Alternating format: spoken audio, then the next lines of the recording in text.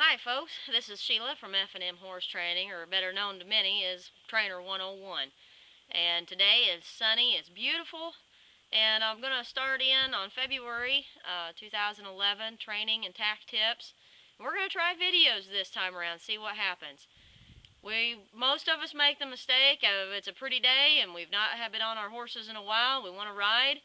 The first thing we do is we go out and catch our horse, hop on, and most of the time neither you or the horse has an enjoyable time. So what we're going to do is we're going to go over a few safety things to check your tack and check your horse out before you ever hop in the saddle. So let's get going. Okay, one of the most important things that a lot of people overlook is first and foremost, we should always think of our horses. Before we get started, one of the big key things I find a lot of people don't do or overlook is that your horse should be well fed before you get started. They're going to be in a better mood if they've had breakfast, just like you or I. Second is our tack, and what I've got here is I've got my saddle and I got my pad all set here on my saddle rack, and we just want to check it all over, make sure that the winter's been good to it. The last time we rode, maybe we didn't put it up quite like we meant to, or it's been stored outside like mine has through the winter. And what we're going to do is we're just going to check and make sure it's all intact here, it's all nice and tight. We'll flip it over and check the bottom side here and make sure that there's nothing sticking on it like a cockabur or anything else. Through the winter, my horses have a tendency to find cockaburs real easy, so we just want to check all that out. And another thing you can do is maybe the last time we rode they were shedding pretty good, so you can clean the hair off of these with a good stiff brush that you use to get the dirt off your horse.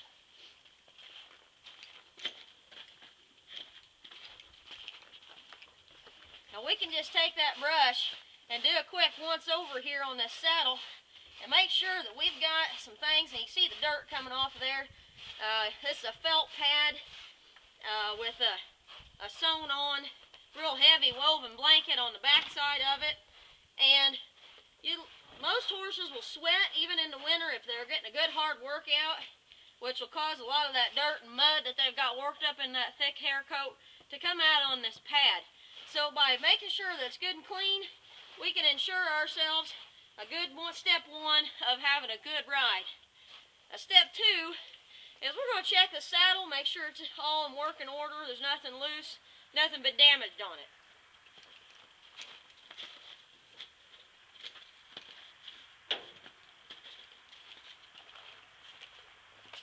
You can see it's a bit dusty here. This is a Wade saddle, and I'm just going to go through it here and check my riggings and make sure everything's nice and tight and the way it should be. Make sure your buckles and everything aren't rusted. A lot of the girths that aren't a stainless steel will get kind of rusted here on the buckles where the horses sweat through the summer. I'm going to check and make sure my tree of the saddle hasn't been damaged. Make sure that my rope is all hanging like it should be. And all of my pieces, we can flip up the side and check that out too. Make sure the tree and the stitching is all in good working order before we ever get started. Check your bridles, check your bits, warm your bits up if all possible. It's 30 degrees out here today, but that's still pretty darn cold when you go to stick a piece of cold metal in a horse's mouth. So let's take the next step and go fetch up our horses. Okay folks, a lot of you remember this colt. This is Axel. I got him a couple years ago. Pretty thin, pretty run down. So got him fit up, got him started real good under saddle last year. It's the fourth time in 4 months he's been saddled, and only the second time in the 4 months that he'll be rode. So what I done is I've saddled him up, and I went through, took my gloves off, and I made sure that all the cockaburs were out from underneath him. Now I've cinched him up just enough to hold the saddle on for the time being. After he breathes a little bit and moves around, that's going to get a lot looser, so I'm going to tighten it up again. The back girth, a lot of people have that hanging way down. That's a danger. If you're going to ride with it, it needs to be kind of up against your horse, snug but not tight. If your horse has an issue with that, a lot of them won't have any kind of problem with it until you hit a good lope. And then that's when they'll want to crow hop, because that'll come up and hit their belly when they round out. So what we're going to do now is going to check this colt out, see how he's feeling today. He just had his feet trimmed a couple days ago, so I'll make sure he's not real sore on his feet. So I'm going to lunge him around online and off a little bit. I'm going to bang on the saddle, rock it, check him all out, see how soft he's going to be and how much he's paying attention. I'll come back here and move that saddle, bang on that saddle a little bit. That doesn't bother him. I'm going to flap the stirrups here. You can see kind of what I'm doing. And I'm going to pull on that back girth. And you can see that there's some room there. See him swish his tail a little bit, so we might work on that. I'm going to come around here. Check him out on this side. What you do on one side, you always got to do on the other. And get some groundwork accomplished. And another good thing is, if you're going to expose him to new things and you're going to do this, I really recommend that you bring him into a safe environment like this pen here, or somewhere where they're comfortable, they've been before and been worked before. Now that's going to reduce a lot of stress on you and a lot of stress on the horse. And it's going to make this first time out a really enjoyable one, because he's not going to be so worried about getting back to his buddies if you try to take him out by himself on, say, like a long trail ride.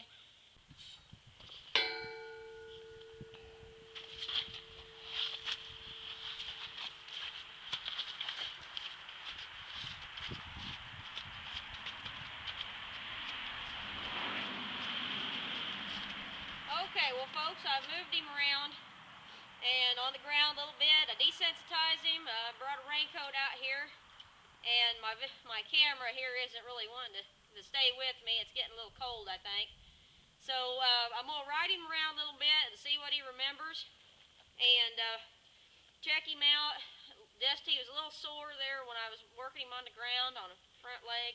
So we're going to go through, and just at a walk, I'm going to see what he's like. Remember, with speed, you lose control every time you up the speed a little bit. So I'm going to keep it slow. I'm going to keep it simple. And the more that he shows me, the more he remembers, the more that I'm going to ask of him. So I'm just going to ask a hind quarter yield. There.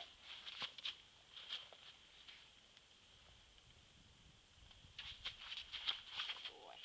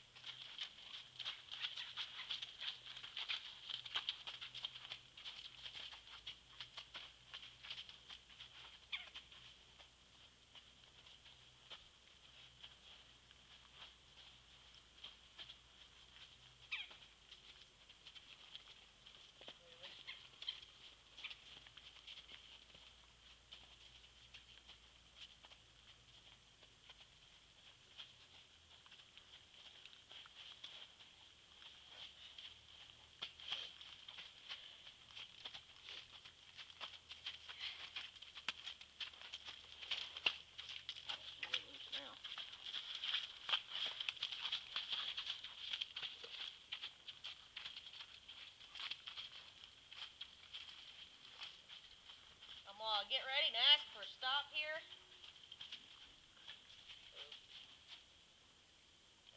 Let him hold the softness, release him. When he done it right, let him know he did a good job there.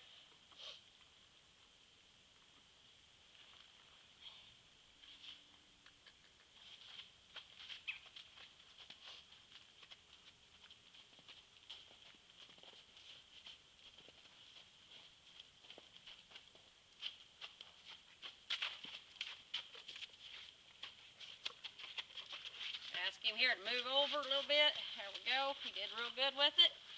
Move on.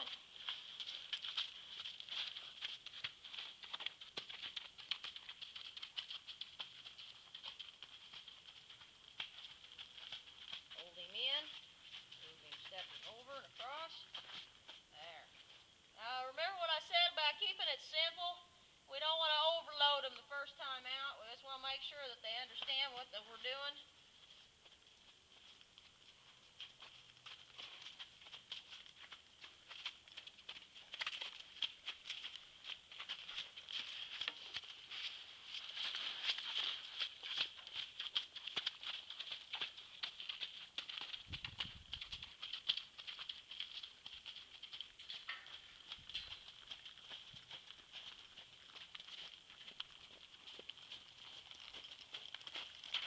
Ask him to be at a trot, be soft a little bit. Hold my hands still and steady. Drive with my legs and my seat.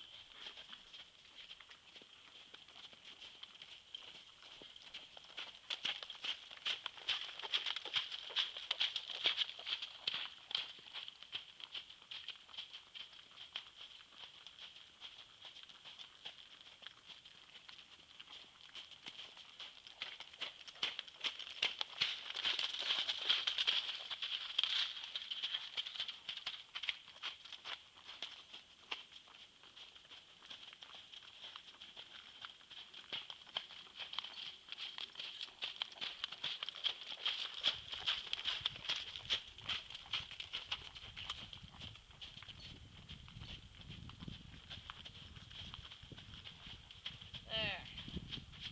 Good job.